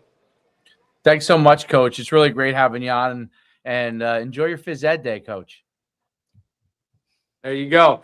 And if you guys are ever free on Monday nights, you ever want to join a Bible study, or your son wants to join the Bible study, just let me know. We do it from 7:30 to 8:30 Eastern Standard Time every Monday night with me and Evan North. Again, we've had 30 to 40 quarterbacks every Monday from all across the country. Learn a little bit about Jesus. That's what it's really all about. So, absolutely. Thank you so Awesome. much. Thanks, Have a great Coach. day, Appreciate Coach. you, man. all right, guys. All right. Bye. Take care. God bless. God bless. All right. First ever. Hey, hold on. Give me 5 minutes. Let me get my class where they need to go, and I'll be right back. Like, that's awesome. I think he's the first guy to come back, actually. That's what I mean, though. I think that's phenomenal. That's awesome, dude. Like, and I love that, he's coaching phys ed and he's wearing a backwards hat. Like, shit. Like, yeah, you rolled into phys ed class and your teacher's in there like, hey, let's rock. Like, that's awesome. Gotta love Florida. Gotta love Florida. Gotta love Florida. Dude, for Florida, you can't just make it alone as a teacher. You have to get a game. I love the part, right? Because I don't think people really understand how the world in Florida works when it comes to like transfers, how it's literally like you can transfer anywhere, anytime and just go, you know what I mean? Like just leave and go. So when he talks about like, hey, I'm the guy behind most of these guys transferring, like he's not bullshitting.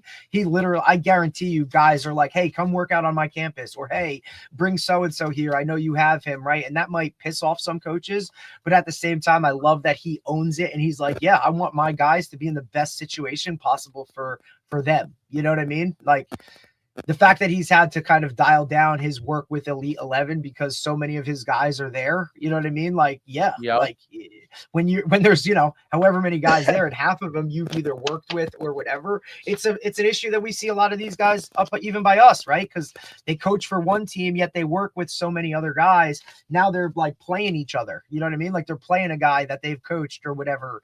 It's a really hard world to kind of balance. You kind of almost have to choose like which way it is, but I like that he will, travel from team to team throughout the week and work with those guys. It's a bonus for coaches to have a full-blown QB coach come in, understand the bigger picture of the teams and the system, yet really hone in on the quarterback. And that kid now gets that familiarity with a coach, not hearing two different things coming from a trainer to his, school coach every week. You know what I mean? If he gets that familiarity. So that's definitely a different approach to it. And I think it's awesome that coaches are going to allow that. I think it's really cool. I agree. I that's totally different from up here.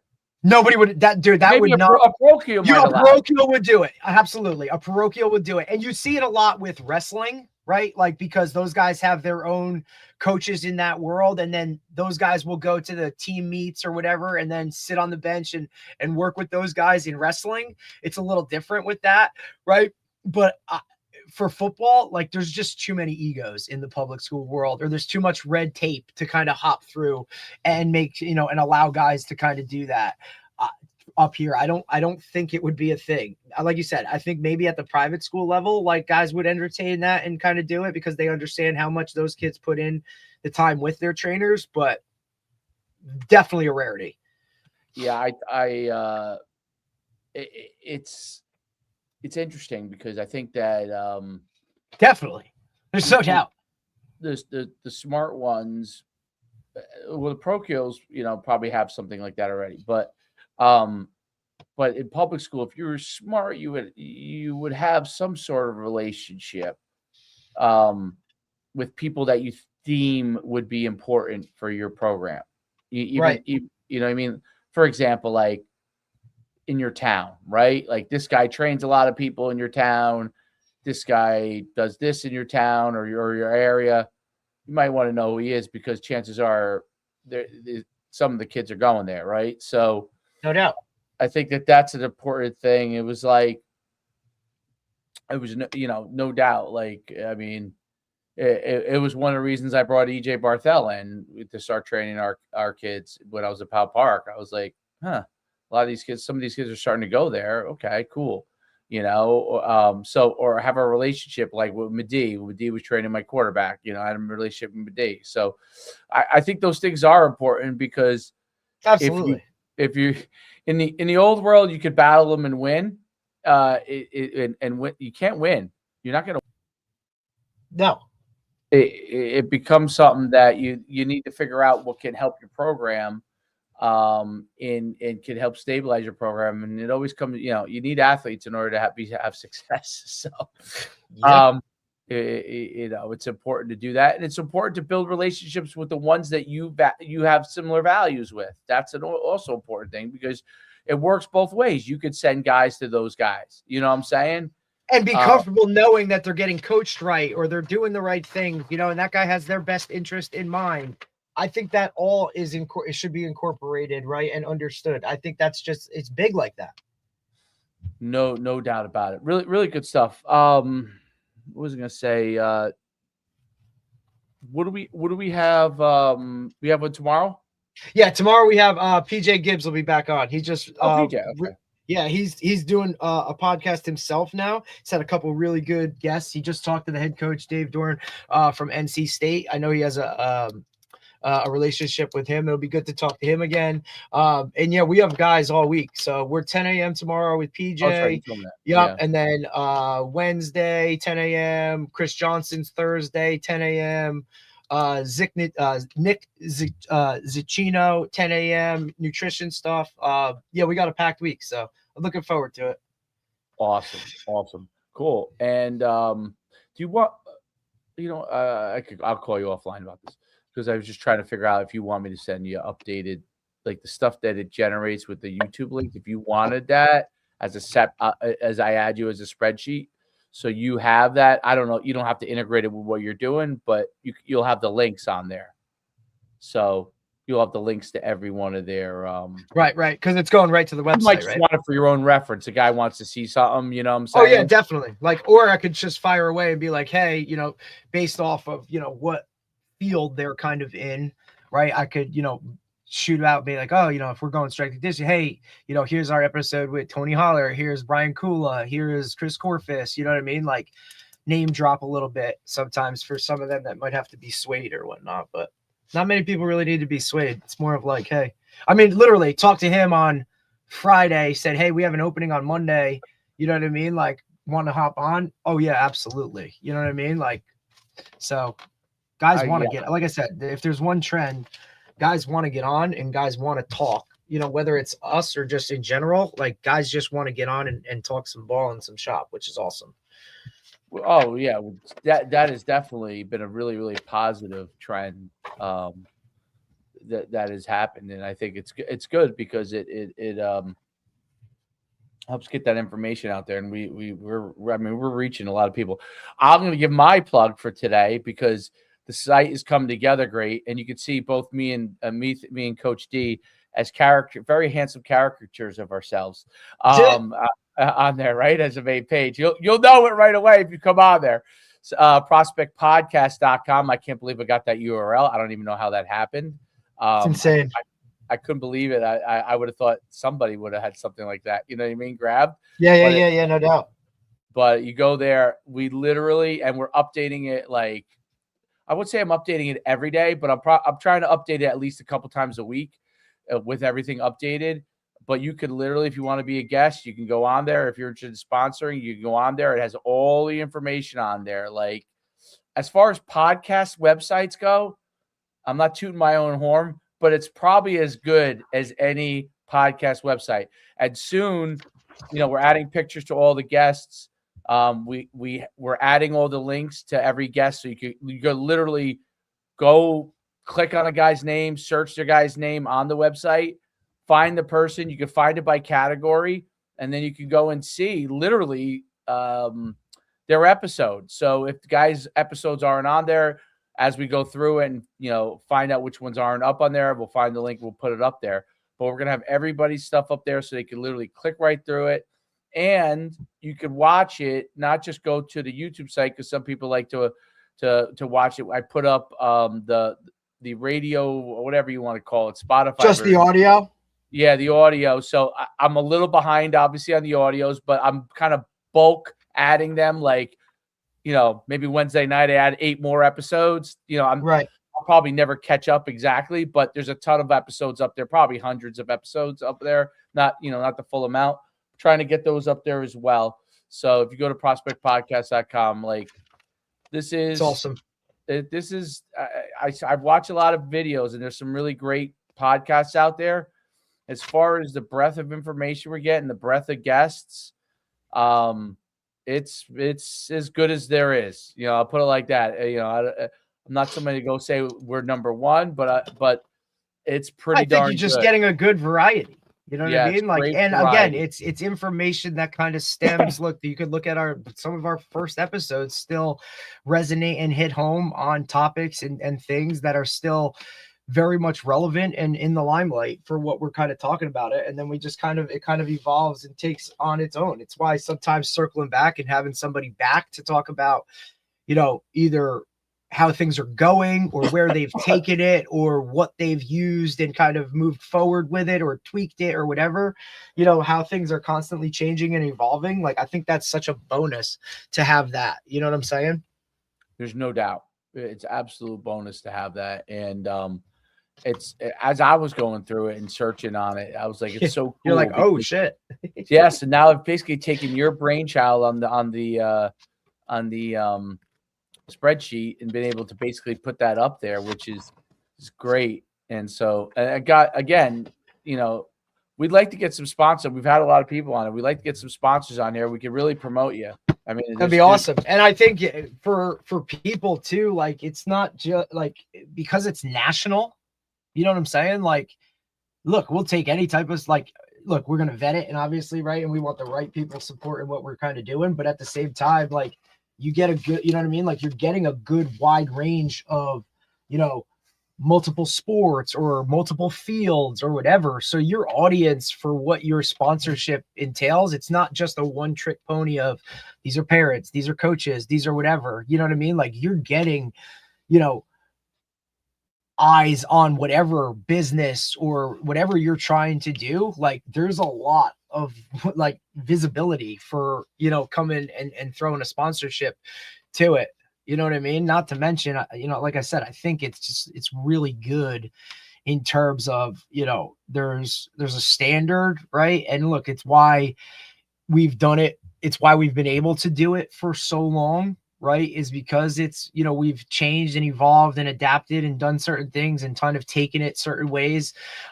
Whereas others really haven't. They've kind of stayed in that lane that they have, and that's good for them. But, right. For us, it's variety, it's, hey, we can take something from everything. And, it's not just, football's, our that's kind of what it is. But at the same time, like, there's a multitude of other sports and stuff that we talk about. You know what I mean? Shit, I look back and it's like, oh yeah, we had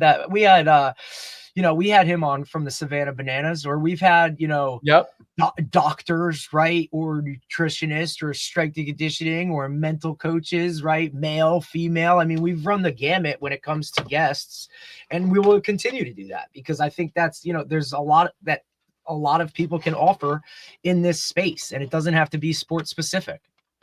No doubt about it. There's no doubt about it. It's pretty cool. It's pretty cool. It is. It's fun.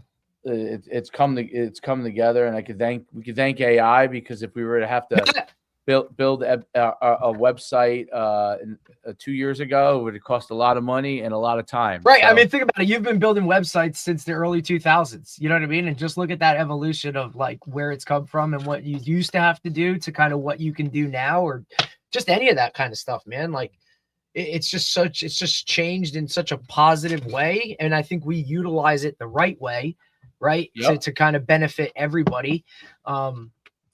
And allow people to kind of get out there and kind of see what else there is. You know what I'm saying? Like, how many of these trainers have we had on that some people would just click and go with it, right? But because we get them on here and have these conversations, you kind of really see what goes into what they put into it and how they approach things and whatnot. And, the strength and conditioning world and this viewpoint, that viewpoint. How do we do this? How do we treat that, with elementary school, middle school, high school, college, you know what I mean? Like it all kind of flows, or this coach and how they coach and what they've done and, what they have, what not to do, or just, you know what I mean? Like there's so much knowledge that comes from each one.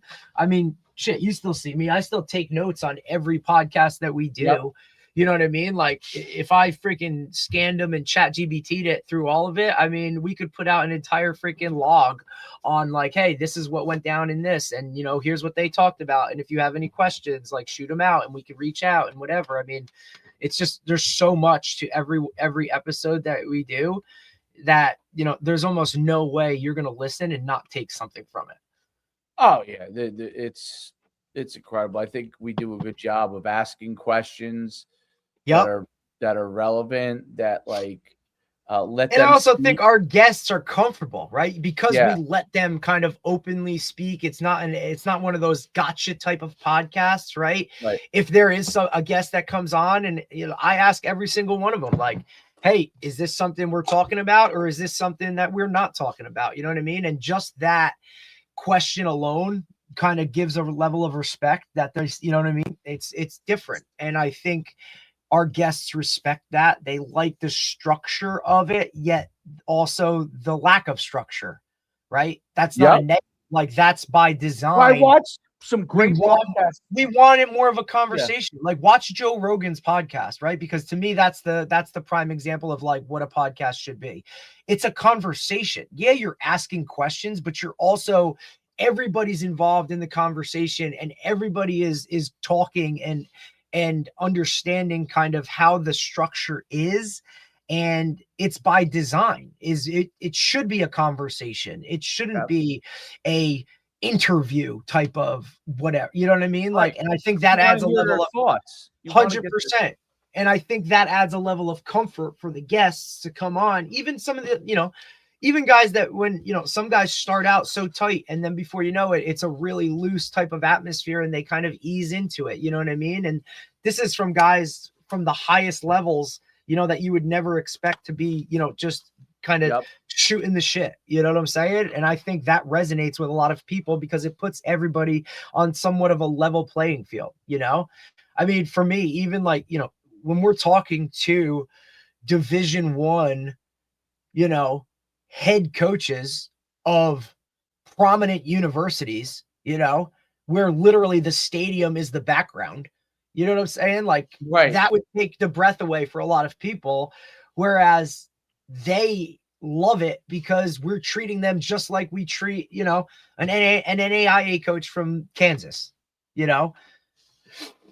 no doubt. There's no doubt. Everybody gets has an opportunity to speak what they need to speak on and talk about it. Or not. And you can. I think we do a good job of figuring out what they want to what we want to get to and what they want to get to, right? So, and I also think because we allow them to kind of do that or use that, for a, look, to me, Coach Hines coming on again is a great example, right? Like he's here's a guy that was like, we spoke to head coach, changing things, social media, everybody, and then all of a sudden, boom, he has a situation where he's let go. Hey, coach, why don't you come on? Let's have this conversation to clear the air and talk about it. And the fact that they're comfortable. How many times within that interview did he say, oh, look, I've never said that. I haven't said this out loud or in public yet, but here's what it is, right? To me, we're talking about a guy on the opposite side of the country that we've talked to 2 times. And now all of a sudden he's willing to kind of let things out or kind of have those conversations that I don't know if he would on other platforms, you know, like that's really cool to me that we are given the respect, right? And kind of put in that category of, hey man, like we're here and we're here to support you. Right. And if you need anything, let us know, you know, it's why guys itch to come back on. Like, hey, can we talk longer? We're like, hey, we're trying to already keep it to an hour, but shit. Yeah, no doubt, no doubt. And an hour flies by, and most of the episodes, an hour really flies by. There's no doubt. And I think one of the things too is you've also seen guys now like the bios used to take a really long time because guys really wanted to like talk about themselves and pump whatever it is. And now that's like become one of these quick, like, hey, let's just hit on it and go so we can really get to the nuts and bolts of what this is. I don't know if you've noticed that recently, but like, yeah, I did. I think it's awesome. And look, some of these guys, you know, like you're talking Coach White, right? Who's been at 15 different schools. And it's like, all right. You know what the greatest bio was of all, though? And it wasn't meant to be the whole episode. I think you know what I'm going to say. He went through the whole episode, gave his bio, and told it in a story fashion. It was the best. So I had a conversation with Nymphius about this because you wouldn't believe it, but he watches like so many of the episodes because he'll call me up if he sees something. Oh, Coach Joffrey watches almost every episode every morning from work. And I mean, that's why, like, you know, Friday when we had, what was Betchel from UConn, right? The Johns Hopkins, John. Right. Yeah. So he's like, dude, that kid was a mother here to block every day in practice, right? Because he was on the opposite side of the ball, and he watches every episode because he's like, look, I never know what the hell who you're gonna have on or whatever, and I really kind of don't want to miss it, like, so because it's you know, it gives me more information and it's fun. It makes an hour of work go by real fast. Oh, right. Well, to me, that's the greatest thing about a good podcast. Like, oh yeah, you get sucked into it. If you're doing work like at your desk, you know what I'm saying? And right. And you could actually learn something while you're doing work from your desk. I mean, that's huge. So no doubt. Well, great episode. And I'm looking forward to tomorrow to talking to Coach Gibbs again, man, because he's really, if you look at it, he's really pumping out a lot of really good content. And growing his YouTube page, right? Like he's always had that good network within it. I think now he's formalized it. He's using that 3 safety defense to kind of get him in the door with a lot of things and whatnot. And I'm always curious as to what lane he's kind of moving in, you know, because he bobs and weaves a little bit too. And him being down in Florida, I think is just, it's, you know, it's a game changer for him because that's a whole different type of, you know, coaches down there. They might not get paid shit, but they sure as hell love the game. No doubt about it. No doubt about it. Oh, man. Well, great job. Great job yesterday too, practice. And it's always so fun. Oh yeah. You know, especially the beginning, everybody's excited. You know what I mean? Well, it's just fun because those kids are shy. And look, even like with the older group, like whether those older guys even, you know, come to anything, right? Because for the most part, I like being around them. I don't think they're going to be down in Delaware. You know what I mean? But at the same time, like, I still think it's good for guys, the younger guys, to kind of see like, oh, damn, like, look at these kids. Like, all of them already have signed to go to a school. You know what I mean? Like, we could get there. You know what I'm saying? Or let's do that, right? And I get that. I think that adds a really good level to kind of show the standard. And I think because we kind of approach it and say, look, this is what this is. I know a lot of people think 7-on-7 is this, but this is how we do it here, period. You know what I mean? Yep, like that's why I explained it to them. I explained it to the young kids, but the young kids don't, you know, obviously don't understand it as well because they're young. But the older kids, I could see just talking to them, like it's almost like a sigh of relief too. I hate saying even that. Some of those younger kids, right? Like, hey, coach, I went to this one and they told me this, and then I came here and it's not that, right? And it's like, let us clear the air. Yeah, like I say, like you go to Instagram and you see a lot of, you know, wins and stuff, you know, high places and stuff, and you kind of you could think, oh wow, you know, that's what the main thing is, and it's not. It's that happens because we get good kids together that are good people, you know. And I think that's the difference is like, look, we could gather the best players, the fastest 40s, the best, you know, athletes, whatever. We could do all that, but that's not how we approach it. Give us a good kid who wants to improve, wants to get better, understands what this actually is, guy that wants to come out and compete and is going to be respectful, and we'll kind of work with that. Give me that every day, other than all the other nonsense, you know what I mean? Like clickbait stuff. We don't, that's not what we're here for. At the end of the day, there's no coaches going to the Hall of Fame for winning 7 championships. So, no, but you know what? Look at our track record of how many guys we've put in college playing, and look, most of them are the best players on their college team. I have to update that. It's almost 100.